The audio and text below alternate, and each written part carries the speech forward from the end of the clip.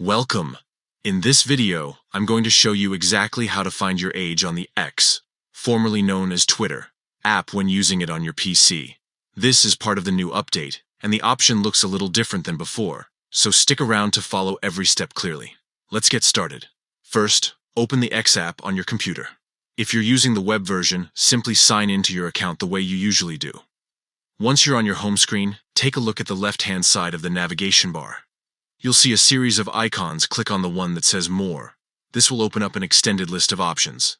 Next, from that list, select Settings and Privacy.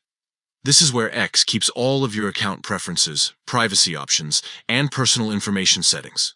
Once you're inside, you'll see different categories to choose from. Go ahead and click on your account. Inside the Your Account section, find and choose Account Information. X may ask you to confirm your password for security reasons before allowing you to access this area. Simply enter your details to continue. Now, you're in the main area where your personal details are listed. Things like your username, email address, and phone number. Here, look for the section labeled Age and click on it. Your registered date of birth will appear right there. If needed, you can also update or verify it from this screen, depending on your account type and when your age was first added. And that's it! You've successfully found your age on the X app using your PC.